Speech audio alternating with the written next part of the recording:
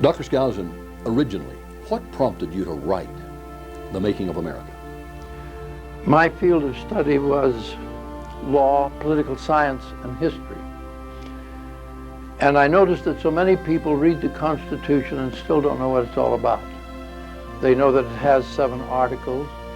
They know that its goals were 6 in number, and beyond that, you can't really get much out of the Constitution just by reading it. There are over 250 principles in the Constitution, and every one of them is exciting. Why did the Founding Fathers put that in? Why didn't they put something else in? I wanted a book in which you could take one principle at a time and really understand it and know why it succeeded. And as a result of that, I suppose that's one of the most thrilling books I've ever written. Out of the 34 that I have written, this is the most thrilling, because when you're through, you understand what the Founding Fathers were trying to do and why they were trying to do it. Dr. Skousen, the fact that America is over 200 years old, there have been constitutionalists, there have been writers, all of this time. Were you reinventing the wheel? Wasn't there in place already a lot of books on this issue? There were lots of books on the Constitution, but it didn't do what I needed to have done. I did it out of necessity. I wish somebody else had done it, as a matter of fact, because it took me so many years to write it, but they hadn't taken it apart principle by principle. Why did the Founding Fathers, and what did they say about each of those principles? Why was it important, and why did they say if you leave any of these out, it will cause the whole formula to become unbalanced?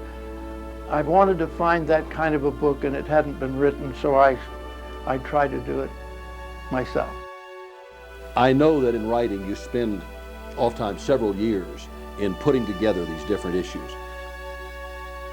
But in going back from the beginning, in your own interest, in your own studies, Dr. Skousen, how many years do you have invested in the writing of this book? Altogether about 21 years. Do you perceive the Constitution as an exclusive American document? Oh, definitely not. The Founding Fathers and the Federalist Papers talked about this formula spreading all over the world until every nation was free. And the elements that everyone is seeking, of course, is peace, freedom, and security. This was a formula that would provide it not just for the United States, but for any country that was willing to put together the necessary ingredients that would sustain it. Well, the Founding Fathers wanted to figure out what was the best formula for the political system of a nation, what was the best formula for the economic needs of a nation, and how can you set it up so that the people can live harmoniously together in a balanced society. And because they were able to achieve that to a greater extent than has ever been done in human history, it's something that I would hardly recommend to any nation. The great thing about The Making of America is not the book, but the ideas that the Founding Fathers put together, which inspires people. It gives people hope. It tells them how to put food on the table, how to use their land better, how to associate together in a more practical way, and how to open up a free enterprise economy where you can all of a sudden have an abundance, just like the United States proved it could be done. Good political science is a little bit like mathematics. 2 times 2 equals 4 all over the world. And political principles are the same. You have the common denominator of human beings with all the aspirations, inclinations, and proclivities of human beings.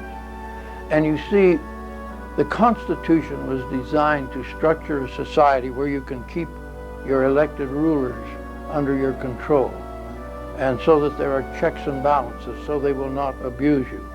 And even in the United States, we are finding that where we're neglecting those principles, we're getting abuse. We have to go back.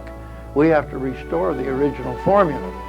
But in The Making of America, you have the original formula, and it makes it a great frame of reference. The Founding Fathers' frame of reference on how to build a truly great society. In your studies, your writings, you have been one of the principal opponents to communism. Now that the perception is that communism is gasping its last dying breath.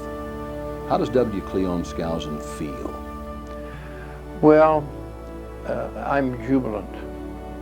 It has come down so fast and with such a crash, and has left such a beautiful vacuum for the truth, that I feel this is really our window of opportunity, because it's not as though we were going in to sell them an American product. We're not.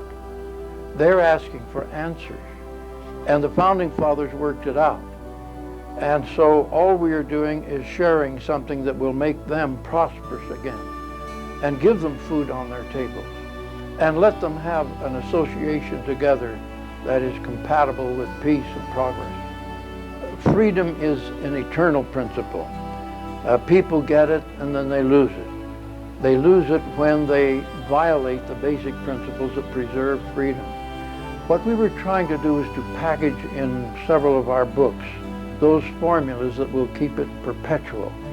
And it won't matter whether it's America or Russia or England or any other country.